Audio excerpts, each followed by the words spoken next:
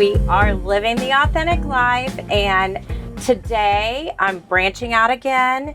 Invited a strong male figure to come and join us, because most of the time I'm talking to fabulous women, but they say it's about the woman behind the man. So your wife is pretty amazing herself. She is. I'm Valerie's husband. Exactly. And Madison's dad and yes, Reagan's dad. Exactly the title. But Tracy Dieterich, we've known each other for quite some time.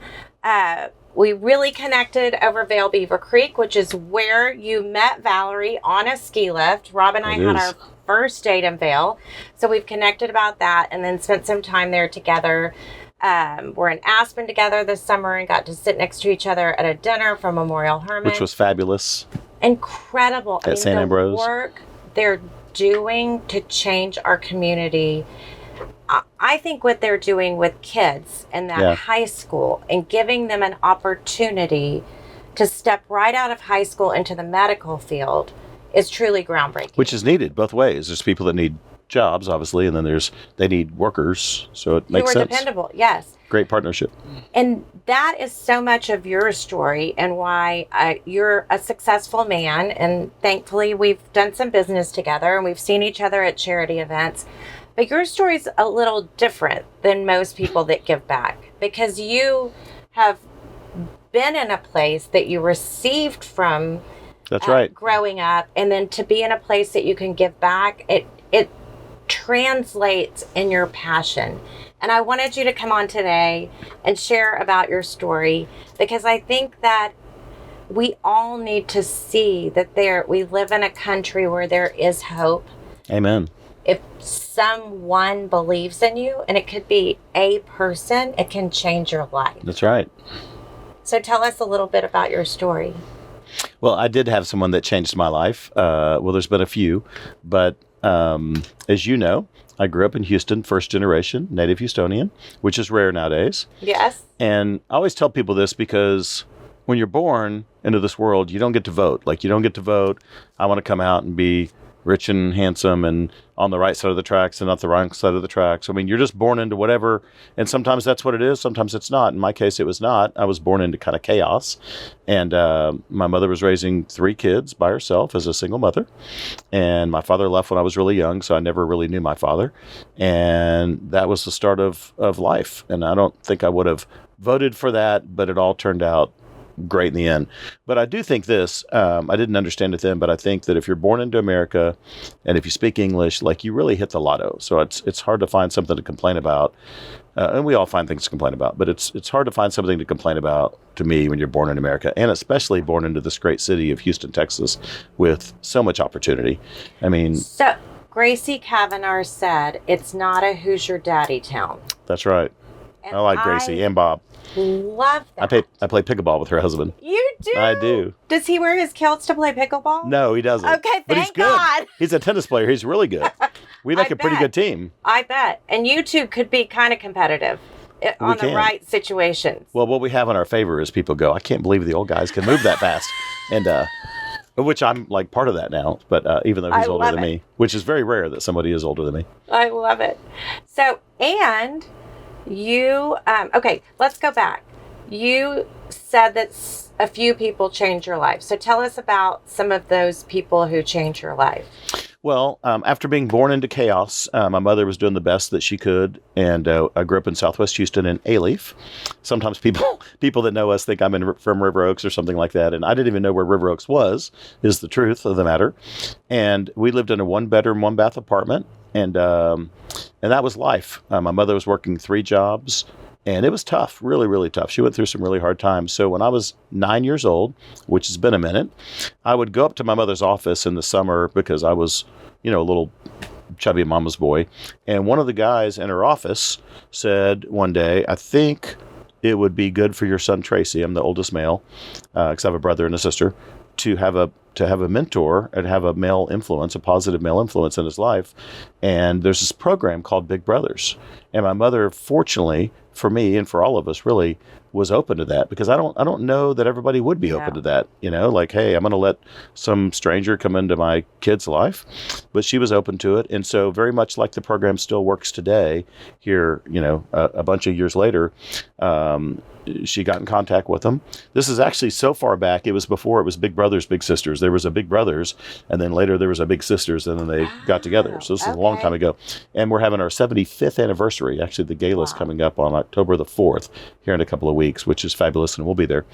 So they came out to my apartment, and I still remember this. It was many years ago, and they kind of interview you. And the reason they interview you is to sort of think of like a blind date. Like, you're like, oh, hey, you're into, sports, and this person's into sports, or you're into theater and this person's into theater, or whatever that is. So they interviewed me, and before they left, the lady said, I think I've got the perfect guy for you. He just signed up to be a Big Brother, and his name is Kelly.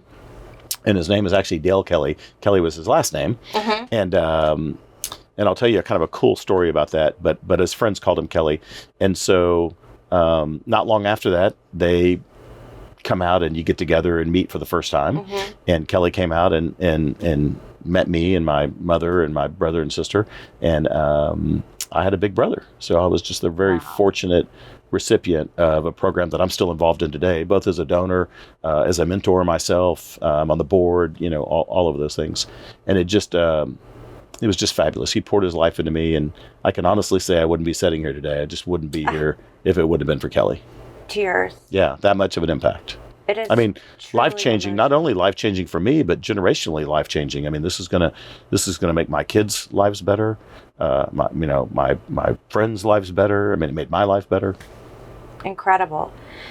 So how did you ended up going to Texas A&M? Were you in a position to pay for college? Were you one of the first people in your family to go to college? Were you supported through that? Was he a part of that? Yes and no. I'm actually the only one to go to college in my family. There's nobody in my family that went to college. And by the grace of God, I did. But he was very supportive. And, Kelly always believed in me. And he would teach me things like, hey, you can do anything in life you want if you want to bad enough. And as I kind of had a few good things happen after we got matched, I told him I wanted to be involved in Boy Scouts. And he helped me find a Boy Scout troop. And so I became a scout and went on to earn the Eagle Scout Award, which is a really, important thing in my life. And how that all started was, I think when I was a kid, I bought a scout manual for like a nickel at a garage sale. And I used to sit up at night with a flashlight and read this. And I just was fascinated with the thought of being a boy, because we lived in an apartment. And, I didn't know how to change a tire. I didn't know how to build a fire or cut grass or any of that kind of stuff. And so when I met him, I got to go do some of that kind of fun stuff. And I just really wanted to go be a boy and, tie knots and do first aid and all that stuff. So scouting was a big influence on my life as well. And I had a fantastic scoutmaster.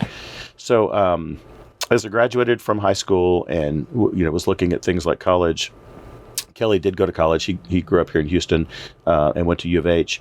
He asked me one day and he said, what do you think you want to do? Where are you going to go? And so I went and studied like him. He was an engineer. He was a mechanical engineer, but was a white collar guy, and he owned a business and was very successful at one time. And then went through some challenges when the 80s and the oil business kind of fell apart. But all of us who lived here experienced similar things. We all went through that and have been through that and still go through those times. We do. But he said, well, how do you think you're going to pay for college? And I said, and if Kelly was sitting here, he would tell you the story. I said, well, I thought you would help me. And he said, I'll help you figure it out, but I'm not going to help you pay for it. And he said, I could. And he could have at that time, which surprised me a little bit. But he said, I'm not going to, because it'll make you a better person. Oh. And he always, it was going to make me cry. He always had, really my heart at top of mind. And it did make me a better person, is the truth. I didn't like it, but Yeah, it would have been much easier. Yeah. But it's through the pain and through the struggle that we learn. Yeah. And through the challenges and the hardships that make us getting that goal feel like even more of a dopamine rush and a high. Yeah. And it was tough. I mean, I was, I didn't not only didn't have the financial backing to go, I didn't know anything to do, but how do you study for the ACT and SAT, and how do you get a dorm room when your mom, and back when we did it, I think it wasn't online. There wasn't No, online. there was no online. We were filling out forms. So I was there 86 to 90, and I read you were there 85. So 80, we were actually... Yeah, I was there 83 to 89. Yeah. So I was in college 6 years, and people say, oh, I didn't know you had a master's degree. I'm like, I don't. I know. That's Rob with Boulder. See you. Right. And he worked his way through college. I love it. I paid for every bit of it with student loans, with some Pell Grants. I mean, so, some of that, again, product of the system. Some people helped, which was great. My mother could only give me like $20 a week, and I was starving. I mean, I really was just struggling. But even the day that I went to college, you see these pictures today, and the kids go, the dorm room, parents take them and they decorate, and they have a decorator for their dorm room and all this stuff. I lived in an old Army dorm, and still great friends with my college roommate, who's a fantastic guy. I got just a home run, lucky on that. But I actually didn't even get into a dorm, and so I was an extra, and so I had to sleep on the floor for the first couple of weeks on a mattress until they kind of figured out who was staying and who was leaving, and are people going to stay in school and all that. And then I finally got lucky and had John Giannotti as my college roommate. But it was just tough to figure it out. I remember the day I left for college, I packed up my car, put my bike in the trunk, and I drove to College Station, a place I'd only been to one time ever with some friends, but I didn't have an older sister that went to college or an older brother or anything, and had to go there and unpack myself. Nobody took me to college. I went. I mean, now, can you imagine my kids doing that now? I can't imagine. I know. They are born into a lot of opportunities, but because of it, it's harder for them to learn grit. And when they learn grit, it feels much more foreign to them. Yes. And so it pains me like no other to watch Bella suffer, but I know it's through the pain that she's going to become more resilient. It is, and it's tough. And I had a tough start. I mean, I got there, and I don't know if it was the first weekend, but I had to go figure out how to do laundry because you go to fish camp. Oh, yeah. And so I went to fish camp, set all this laundry. So there wasn't laundry in our dorm or anything. This was an old Army. We didn't even have a bathroom. It was down the hall. Oh, wow. And there was an open shower. I mean, it was old. So I went over to this girls' dorm and I put my clothes in. And then when I went back to get them, somebody had taken them because you weren't supposed to do laundry at the girls' dorm. There was a different place. And so I cried. I mean, I called my mother and wanted to go home and said, they took my clothes. And I didn't have money to go buy new underwear and stuff. I just didn't have it. But somehow I got it. And I think the lesson in all that is you just keep going. You don't give up. And you got to tell your kids, you don't give up. You're there. You're going to figure it out. We're going to work through this. But you don't give up and you don't run. You keep going. So you find a way to make it through college and you start working in the insurance industry. You've always been in the industry in some different format. Yeah, so one thing that happened before I got in the insurance industry that kind of led to it, because people will ask me, how did you go from engineering to insurance? And so my mother worked in the insurance industry. She didn't ever make any money. She wasn't in any kind of a production. She was an office manager, but was, high integrity, hardworking German lady that went to work at 4 or 5 o'clock in the morning and, worked 2 or 3 jobs. She worked 3 jobs till I was in college. And then, with my younger brother, cut back to like 2 jobs. But I was starving in college. The first summer I taught racquetball lessons back here in Houston. That's a blast from the past in the 80s. Yes. And just didn't make enough money to make it. And so there's a college internship kind of program that's still around today. The company's 180 years old, called the Southwestern Company, where kids go away for the summer and they sell books door to door. So we're talking about the hardest thing I've ever done ever. And I've done a lot of hard stuff. And back then, this is way before the internet, they had postcards and they had a little sign, a poster on a telephone pole. And I took a postcard and filled it out and mailed it in. And so I got recruited to go do that. And I remember, of course, telling my mom that I was going to leave for the summer. And I didn't know what city I was going to, but I was going to have to pay my own way to Nashville to train for a week and go to sales school.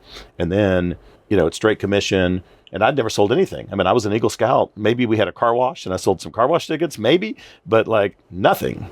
And even though I feel like everybody's in sales, like whatever, what do you think a private equity person is? What do you think a lawyer is? What do you think a doctor is? They're all in sales. Don't kid yourself. And I remember Kelly, my big brother, saying, if it doesn't work out, you can always come home. And I was like, I don't have a doesn't work out plan. I mean, I can't come back home. I've got to pay for school. And so that first summer, the best training in the world, but I went to Nashville and studied hard and listened, and it was tough, but I went to Kankakee, Illinois, and we had to go find a place to live. This is an hour south of Chicago, which is ironically where my wife's from. not Kankakee, but in Chicago, and on the North Shore of Chicago.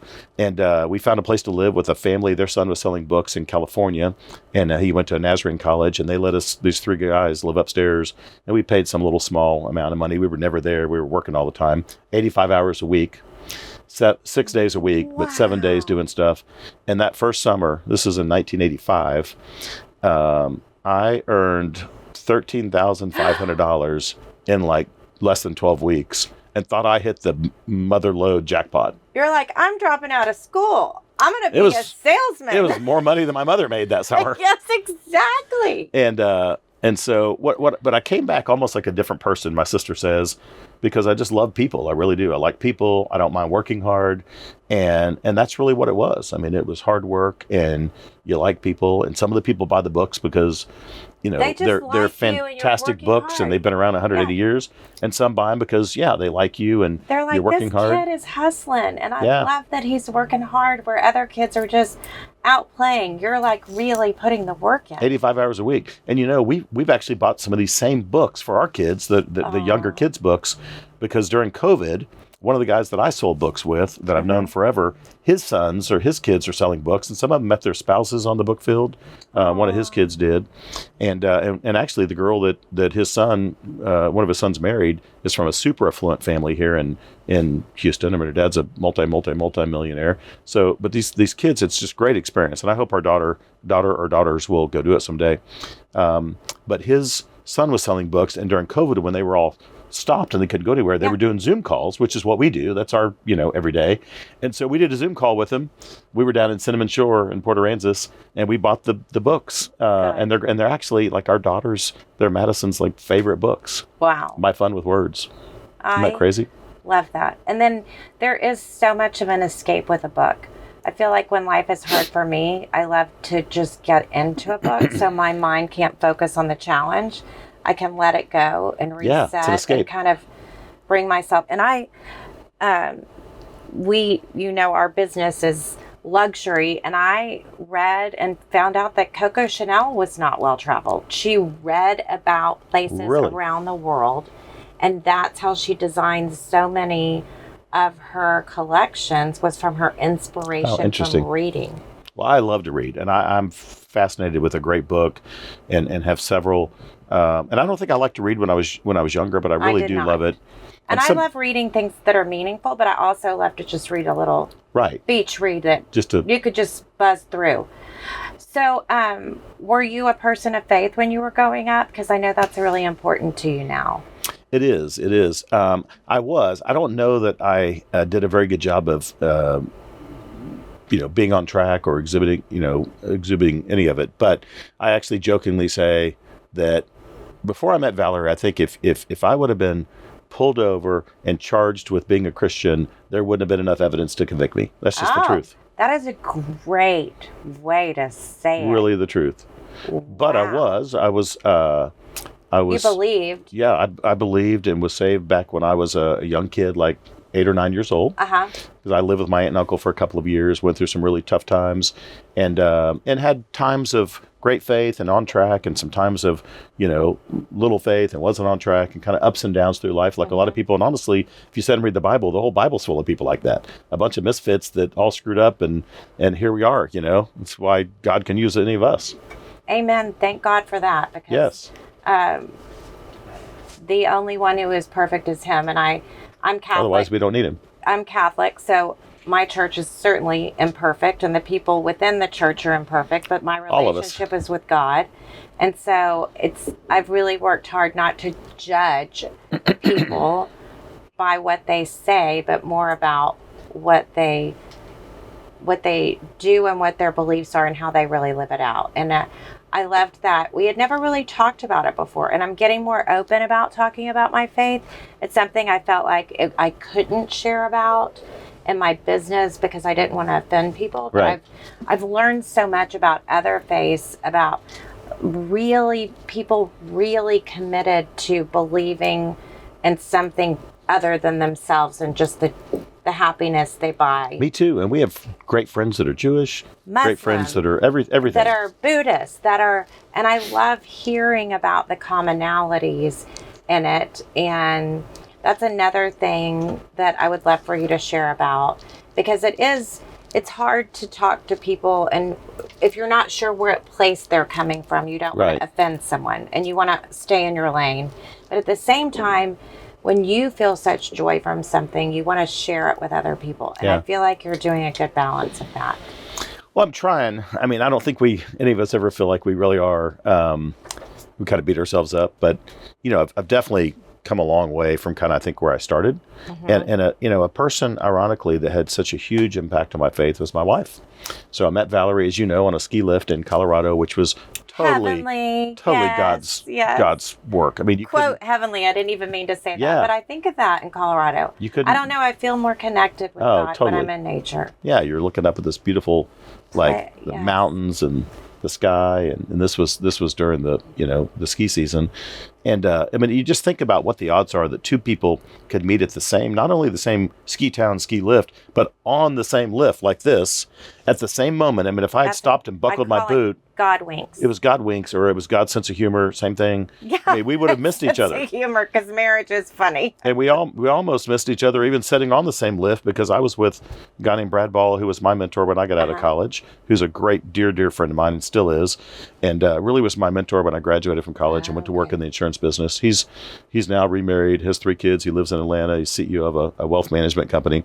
Oh, wow. And he and I were just talking, and we had been on the patio at the Ritz-Carlton having lunch.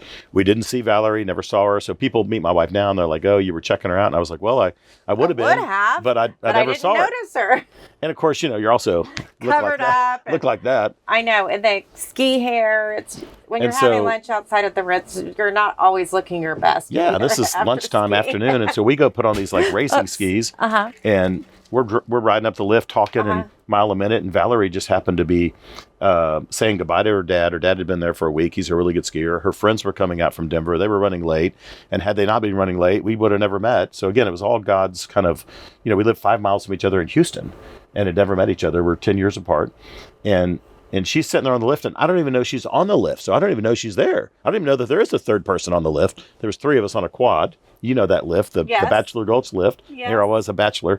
And all of a sudden, about halfway up that lift, probably 10 minutes up, maybe, I sort of saw this head pop out on the other side of Brad and said, "Oh, are y'all from Texas?"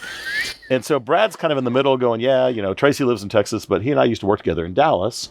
He lives in Atlanta." And Valerie's like, "I'm from Houston." And we're all kind of talking. And anyway, I'll leave a lot of that out. Valerie tells a much better story than I do. Allegedly, I told her, this is kind of where my head was at the time. Allegedly, this has not been proven in a court of law, that I told her in the first 10-minute ride that I was never getting married and was never having kids. And I've failed at both of those, but I'm so glad that I did. So happy you failed miserably. And so she's like, "This guy's, loser." And we get to the top, and then Brad's like, "Well, hey, you're alone, and you guys have so much in common. You're both involved in charities and all this stuff. Do you want to come ski with us?" And she's like, "Well, I have nothing better to do." So that was the start of our path. And so she comes to ski. We ski a couple of runs, and I notice she can ski. She's just not as fast as us because we're heavier. And then about the 3rd run, Brad said, "Well, is there any run you want to go down?" And she just goes, "Well, I don't know, that one over there." And you couldn't see it from the top. It looked fine, but it was trees and bumps, super nasty, double black diamond. And we have these racing skis on, so we have the wrong skis. Really so she just smokes us down this run. Brad almost hits a tree, so I'm waiting for him for a little while to make sure he can get out of a tree well. Then I get down second, and I'm huffing and puffing and sweaty. And anyway, then it was like game on. I thought she was cool. She just beat us down this double black diamond run. And we just skied all afternoon, and honestly, we just had fun, and there was no romance. There was no hubba hubba. I mean, I almost think that gets in the way, as weird as that is to say, especially being a man, because I think that's our natural tendencies. And if something happened to my wife, I'm sure I'd probably be right back in the same. It's just kind of the way that we're created, almost by God. Yeah, yes. But it's almost like we go find someone that we think is attractive, and then try to figure out if we could actually like them, versus the opposite of let's go find someone that I think is interesting, and then find out, could you actually be romantic? And that's kind of how things started, and maybe for the first time in my life. And we just I thought she was so interesting, and actually thought she would be really be a great friend Right. you know? Yeah. And I'm blessed to have guy friends and girlfriends. And I think she thought I was interesting. And so I thought she wanted business contacts, really. And I didn't ask for her phone number. We sat and had a beer at the end of the day. And then I had to go kind of meet my group, and she had to go meet her group. And I, back then everybody was getting on Facebook. And so I said, what's your last name? And I'll look you up on Facebook, and I'll send you a note. We can get together in Houston and check out some of these restaurants. Back then it was Pesci and Haven. You remember Randy? Yes. Evan's place. And then the rest is history, But it was totally God in that. Incredible. I'll tell you one other cool story, because I don't want to forget it, that I mentioned earlier. I would just said I would tell you something. Going back to charity and nonprofits, and I almost feel like we have a responsibility to give back in some way. And I think all of us do. I feel a tremendous amount of that because I came from that system, and I feel like we all have a sort of a debt to society to pay, or in my case, maybe repay. But you want to hear a cool story? So here's little poor Tracy in Alief, Texas, that's just poorer than a church mouse, and meet my big brother Kelly, who was, wealthy to me. He was really the only rich person I knew. And he has a daughter and a stepdaughter, and I'm still friends with all of them. And, his sister, Kelly, passed away in 2017, right before we had Madison, but he knew we were having a baby, and he was so excited. And of course, he was best man in our wedding 14 years ago, the guy that I met when I was 9. Like, isn't that cool? And we're as related as you and I are. Like, we just happened to meet through that connection. Great, it was really Big meaningful. Brothers program. Yes. But his daughter, I didn't even know this, went to Hunters Creek Elementary, and I didn't even remember that. And of course, I didn't know what Hunters Creek Elementary was. Right. We didn't live in Memorial. I just thought Memorial was kind of rich people. Now, fast forward, Valerie and I get married. We buy a house in River Oaks, on the edge of River Oaks, the poor side of River Oaks. We live there for 10 years. Then we have 2 kids, and then we have to, we decided to sell it during COVID because we ran out of space, and we sold it for a fortune. And you know who lives there now? Not in our house, but in our lot. They tore the house down. They built an 8,000 square foot spec home, and the Houston Texans quarterback lives there now. Isn't that cool? Wow. How did I get in that story? I don't know. So anyway, we buy this house over, close in Memorial, and our daughter goes to Hunters Creek Elementary. Isn't that the coolest story? The same school that my big brother's daughter went to. And the only reason I know that is because Kristen Cannon grew up in school with Kelly's daughter. So they're the same age, which is about Valerie's age, basically. But I think also you're curious and you ask questions. I think there's a lot of touch points in our lives that we're so busy just experiencing whatever emotion we have that we're not asking questions, we're not thinking about it, and we're not choosing gratitude for it. Yeah. Or seeing the magic of the gifts of God and everything. Yeah. And I think when you change your perspective and your lens, and when you see that it is such a gift, the other thing that I think that's so interesting is you have such a purpose in what you're doing. It wasn't just about taking care of you. It was about this connection to give back. And I think when we have that purpose, then we're blessed. And we do things with this authentic heart, like living this authentic life. I love that. Living this life of purpose that has meaning, that you don't walk past opportunities, that you see them. And I think that we're all given opportunities. That's Are right. we going to take it? What opportunity is going to come your way? And are you going to say yes? Or are you going to be too tired or frustrated or negative to not notice it? I try to wake up and go, all right, God, here for duty. You tell me what I'm doing today. Now, we do have calendars and meetings and stuff we have to do. We have to do what we have to do. But that's my prayer is, it says in Proverbs that he will direct our path and make our path straight. And that's my prayer is you show me where to go. If it's not supposed to be in this meeting, then change it and send me to the meeting you want me to be in. And I really do feel like he will direct your path. And you have a men's group that you connect with. I do, yeah. I'm really involved in the Toolbox, men's Toolbox lunch, and I just love it. I love the my name. favorite of everything that I'm involved in. Yes. And anybody that knows me knows that. And I've probably invited more people than anybody to men's Toolbox because I just find it so easy to say, I'll just meet people. I don't even know them. And I'll say, have you ever heard of the men's Toolbox lunch? And it has this inviting name that's intriguing and you're curious. Like, Toolbox, I'll go to that. Well, and people say, yeah, no, I've never heard of it. What is it? And I'm like, well, it's this men's group. Some guys got together almost 20 years ago. They were faith-based, and they were at Houston Country Club, and they didn't want a Bible study. They didn't want this and that. They had all that, but they wanted to have a group that was the intersection of sort of faith and career. Like business in the marketplace, ministry in the marketplace. And so they tried a couple of things. They ended up having, these great, authentic speakers with fascinating stories come in and speak once a month. We break during the summer because everybody's gone. And it's free to go. There is no basket. You can't pay. And people are just surprised. They're surprised that I got invited to Houston Country Club. I'd never been there. I'm not a member of Houston Country Club, but I go there all the time now. Have lots of friends there now, but get to go, and it was free. And so I started going at the very beginning because one of my vendor partners invited me. And now I go more than he goes. We're still great friends. And then I would take other guests. And then it never even occurred to me to become a partner because I knew there was partners that paid for it so that it is free. They're kind of semi-anonymous, And then what happened was, and I just got married and all that stuff kind of worked together, is my wife's business partner downtown, they loved coming to it, and they just had a struggle kind of getting off the phone, getting up to Houston Country Club and back downtown. So they put a kind of a small group of guys together. We met at a law firm probably 12, 13, 14 years ago and said, let's start one downtown. And I kind of went kicking and screaming because I didn't like going downtown. Right. I did an office downtown. But I go to this lunch, and I ran into a couple other people I know. Robert Paddock was there and a couple of other people. And we started that. We actually started at the Coronado Club, and I wasn't a member then. I'm a member now. And then we outgrew the Coronado Club space, and now it's at the Houston Club downtown.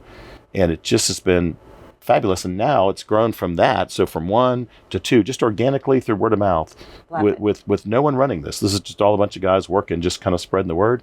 Now there's like 8 locations around Houston. They've spread because somebody came in from Austin, somebody came in from Atlanta. Now there's one in Atlanta, Austin, Dallas. They're starting another one in Dallas, a north one. There's one in College Station. There's one in Guadalajara. And they all basically do the same thing, all under the same umbrella. So another part of living the authentic life I've found is that people want connection and community. Yeah. And I joined a Bible study a few years back, a group of women, and it changed my life, not because of what we study, because I was always reading the word, but it was this connection of other people that were like-minded and having these people that would pray for you or be there for you. And when you put that also in a business perspective, like I look at AI and I'll ask it questions and it'll give me something as a bounce back. And there's times where I'm like, well, as a Christian, I don't think that should be my approach. Right.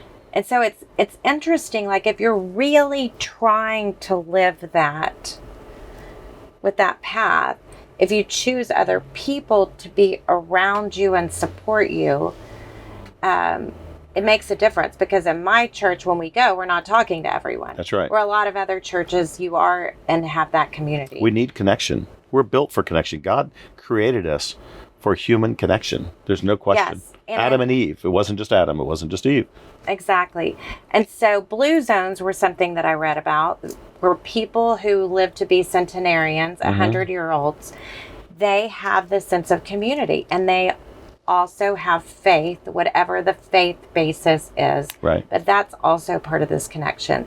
And another thing I love that you say is that you have friends of so many different ages, and now you're giving back by having these connections with younger people in the community. And I think that really enriches people's lives. And I feel pretty special that I've been able to. Like, one of my closest friends is a woman I talk to every day, and she's in her late 70s. And I have other really good friends in their 60s, and I have super fun friends in their 30s that keep me young too. But I can learn more from this woman who's lived and been married for 50 years about my choices than I can learn, because so I think I think that's another thing that these centenarians' lives is they're in so many layers of community and connection. And I think we as men more than women struggle with that. That's what I've observed. And I'll tell you how I observed that is when I got married. I was dating Valerie, wasn't married yet, and I didn't even get it. And I would be talking to her, it's Sunday, and I'm like, what's your week look like? What are you doing this week? And she's like, well, having lunch with my friend Isabel on Wednesday, having lunch with my friend Christy on Thursday. And I was like, you have lunch with your friends? Yeah. Like, I don't ever have lunch with my friends because I'm always so busy for business. It's like there's only to reach out to someone, 5 days in a week in between prospect meetings and client meetings and a board meeting. I felt like they were these very hallowed little spaces, like 8 to 5, was work time or whatever, 7 to 7 or whatever it is. Yes. And so I felt like, if something changed and I had a business meeting and it changed, then I'll call some friend like as a backup and go, hey, I'm near your office. Do you want to meet for lunch? But it occurred to me that I'm like, Tracy, you're not very good at that because, first of all, I've really worked on it and enhanced just having more friends and deeper friends. I really felt like at that time, most all of my friends were some kind of business, connection. And some of those, as you know, are really friends and some of them are really not. Right. There's kind of a difference between buddies and friends. But I just watched Valerie do it. And there's so many things that she did that were just so subtle that she didn't even know. Like I would go get in the car, I would get in her car, and borrow it, or she'd take my car. And when I got in her car, it was always on KSBJ. She's the real deal. I could tell you so many stories. Yes, I know. Rob and Bella get in my car, and Rob always wants to have Fox News on, and Bella's like, can we listen to my music? Thankfully, she likes old country, so it's not that crazy. Yeah. But it never even occurred to me. Yeah. And I actually don't even listen to the radio usually in the car, but now I do. It's always typically on KSBJ. But it does when you're listening to that. And don't get me wrong, when I was at Florida, I realized I didn't know all the words and other people around me knew all the words. And I felt kind of foolish. But you get me with a KSBJ station and I'll know all the words. Apple bottom jeans with the boots with the fur. Okay, Whitney Crane was up getting low with Florida on the stage at Park House last week. It was a good place to be. But no, I think it's so interesting, and I've really come to understand that because I grew up working with my family and then working with Rob, and we are serial entrepreneurs. Everything we do is about business, and we're friends with people from business because that's who you spend. And I know one of your cousins randomly, and I only know that because your maiden name. It's yeah, but we are built for connections, and we need to have connections. And I feel guilty, like you, like if I wasn't spending the time with someone that was business related. But I've realized as I've grown older that you have to have this balance between it all, and it can't all be about these goals that we set for ourselves, so that we can give back a certain amount. That part of it is this marathon ride of life we take that has really high highs, and the higher your high is, the lower your low is. Yeah. Because you love so greatly, and when you love that greatly, you're going to see pain and you're going to see people hurt. And when you have empathy, you're going to feel their pain for people we love. And so I think that that's part of it. And if we look at the Bible, that's part of the journey. And I really have fallen in love with Mel Robbins, who wrote Let Them. And she came up with this, and I don't know that I believe in all of it, but this theory someone sent me this week, that life is in thirds. A third's a high, a third's meh, and a third is bad. It's true. And we have this expectation that it has to be here or here. And when we're here, something's wrong. But a lot of life is just a normal day. We're going to dinner. We're going home. Exactly. But we're built for connection. We're built for relationships, whatever those are, friendships. And they're so important whether you're giving or you're taking, and ideally both, But I think, I'm not saying Toolbox is the answer to all of that. I think it could still be deeper. I think men struggle with deeper. Like women go deep. We can go deep, but men, again, very generalized. Surface. They see each other and like, hey, what's up? I'm like, good to see you, butt face. Talk to him about who he's dating and how his health is, but they don't. And he's like, no. What they do is they see each other and they go, how you doing? How's the family? Let's have lunch sometime. See ya. Yeah. And that's where it ends. Where we're like, tell me about your mother and tell me about her health journey. And it's a yes. And I have a couple of really good, close friends now. Not all of them are in Houston. That a couple of these guys I talk to, a couple times a week. And that's a big improvement from 10 years ago. I mean, I felt like I didn't have 5 friends. But what drives me is you've got to think about this kind of eternal perspective, because it all started there. And, someday we're all going to have a funeral. We did this big study on morbidity, and, we spent $700 million in 27 years. And you know what happened? They all died. That's a joke, right? I mean, we all are going to get there someday. Like, what did they find out? I can't wait to hear. We're going to all get there someday where it's our funeral. And what are people going to stand up and say? I mean, Tracy was a good insurance guy and made a couple of bucks, and but do you want someone to stand up and say, hey, he helped me when nobody else had to, and he didn't want anything? I mean, I remember people that helped me. It's the transactional, and I feel like we're not as transactional. Yes, some people in Houston are, but I feel like as a whole that someone can just offer to help you without expecting something in return. And I feel like when we have those relationships, the most magic can happen and the most joy it can bring. And not someone who's always taking, because that gets difficult too. But tell us about some of the charity you're working with, Women of... Dress for Success, Dress Houston. for Success, yes. But we do know recipe. Yeah, Dress for Success. We've been involved in some form or fashion for a long time. I really think a lot of Lauren Levicki and her mother, founded that here. I tell you what, she's sharp, organized, smart. Like, I mean, we're involved in a lot of organizations, but I mean, there's not a better, well-run organization than Dress for Success Houston. And I think that just is the people. I mean, she's just very thoughtful. I mean, I really just admire her approach.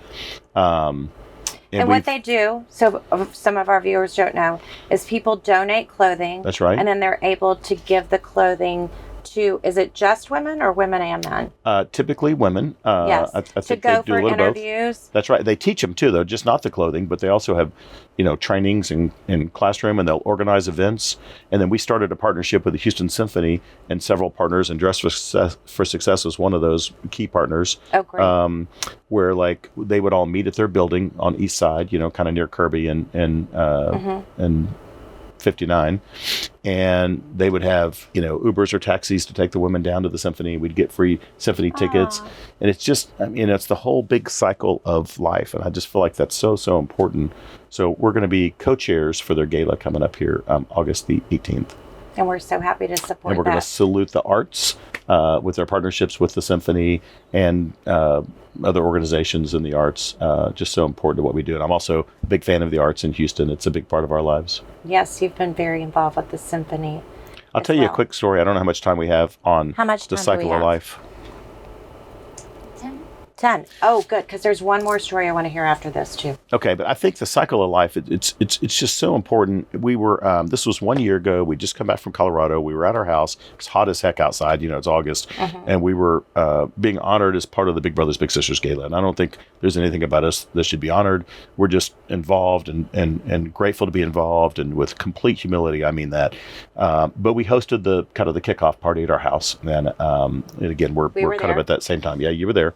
Yes. So you remember this, and one of my little brothers, Cameron, was there, who went to college and graduated. I'm so proud of him. I talked to him last night, but what I said, I meant, and I said, you know what, guys, if we do our job right, like this isn't just raising money for one gala for Big Brothers.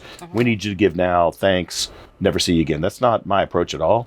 I'm like, if we do our job right, there's some kid that's going to be born this weekend in Houston without a father that's never going to know the loving touch of a father. Something that I experienced that my kids will never have to experience, thank goodness. And this kid's going to grow up, and in 30 or 40 years from now, if we do our job right, this kid will be living in some nice neighborhood and hosting a party at his house to kick off the Big Brothers Gala after we've been long and gone, maybe 40, 50, 60 years from now, whatever. That is the cycle of life. If we give and do the right things, then those people will be here passing on to the next generation.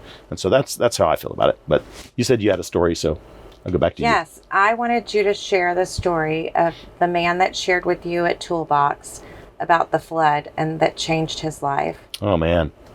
Can you share that one? Yeah. It's a tearjerker. So especially... given what happened in Kerr County. That had just happened. I think we were... because that happened right after July 4th. Yes. Or right on July 4th. Yeah. And we were together right after that. Yes. And it's just so heavy on all of our hearts still. I mean, especially having daughters, young daughters. I mean, Valerie and I were sitting there at night going, I can't go to sleep. Like, I feel like I need a cocktail. Like, I'm trying to go to bed. Don't want to go have a cocktail.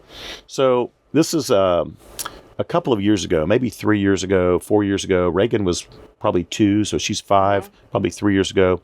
And I've been going to Toolbox for a long time, and I really do. I like all the speakers. And sometimes we go hear a speaker that's not like, if I had a checklist and said, oh, I want to hear that one and that one, because I'm always kind of the business stuff. And sometimes there's one that just kind of comes out of the blue that, you weren't expecting, and it's just it's a boom. And this was one of those. And I remember because Houston Country Club was going through renovations, so we were meeting at the Houston Racquet Club, which we just joined. And we're there, and this guy that spoke had lost his family during the floods that happened in the same area back in 2015 and 16 during Memorial Day. And I remember those. We weren't in town, either one of those. We were actually out of the country, both of them.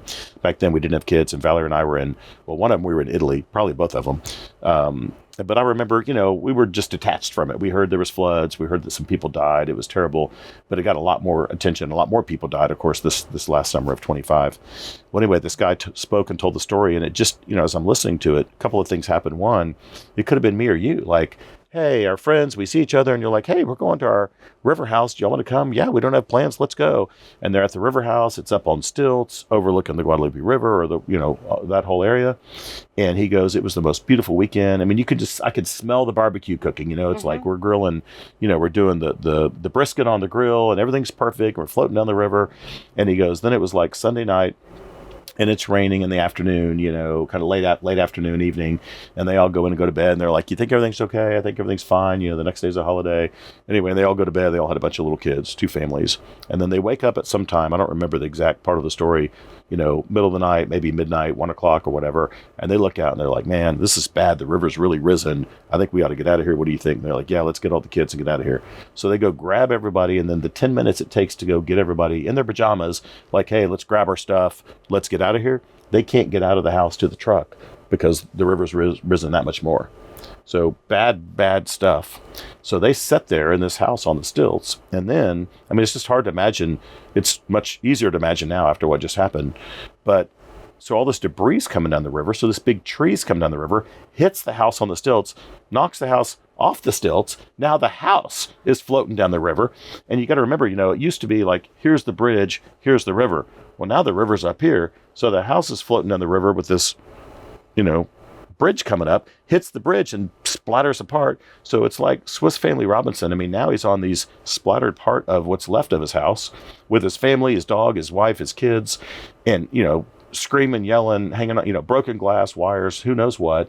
And anyway, and he goes through the whole painful story of just losing each one of them. And he ends up going like 40 miles downstream in the river himself, of a river going 40 miles an hour. And it didn't take an hour. This is, over hours.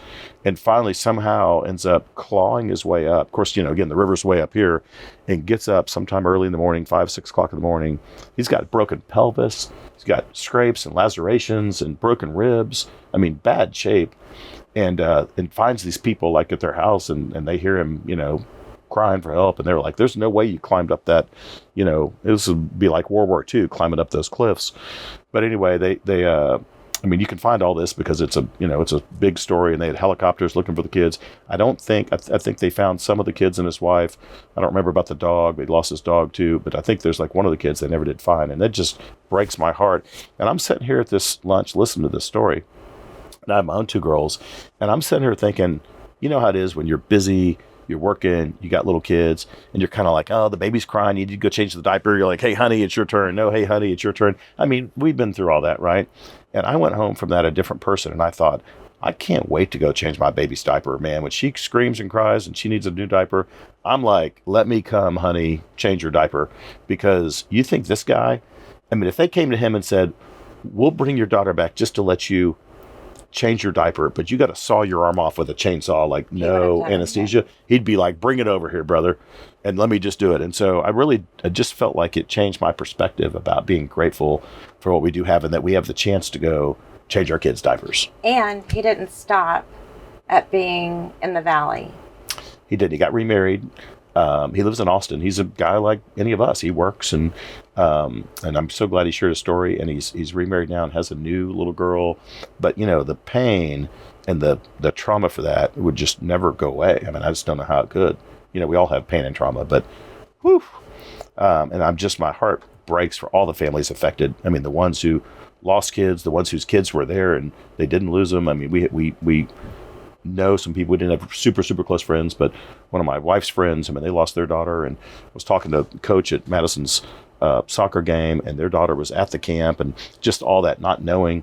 I mean, it's so just much. A lot. I mean, life can deal you some blows, which is, quite honestly, why I think faith of whatever it is so important. So important to us anyway. Well, I think it's remarkable that he could share that story and go on sharing it, because I feel like you relive trauma when you share it. Yeah. And that you go through so much, but that he wanted to give people the hope to keep going. Mm-hmm. And I just ironically hope that people know that there is something waiting for them. There is something, that it is a cycle, and we can overcome these things, and we can overcome some of our greatest pains by connecting with community, by giving back. And one of my favorite things my daughter ever said, she's 18 years old, and she went through some really difficult Can't believe times. She's 18. And so emotional, had a lot of health problems, really struggled to even go to school. And there were days that she would come home and be totally exhausted and say, I'm going to a friend's house, I got to be there for them. And I'd say, you don't have anything for yourself. Why would you do that? And she said, because when I give to someone else, it makes me feel full. That's right. And that's what I hear in you. And that's what makes our world keep going around. So thank you for sharing your stories.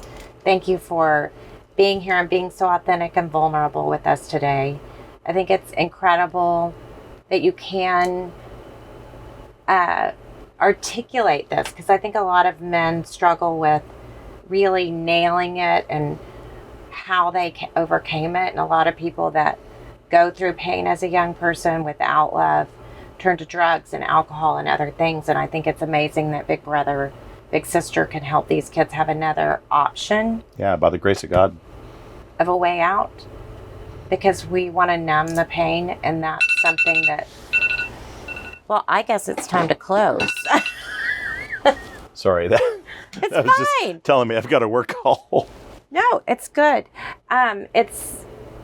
It's what we do. We're living authentically, and it's thank you for having me. Appreciative, and it was no less than a God wink that we sat next to each other in Colorado and shared. Love you guys, and just love what you're doing. Not just your business, but your, like you said, your mission of life, of friends, of spreading good news, good cheer.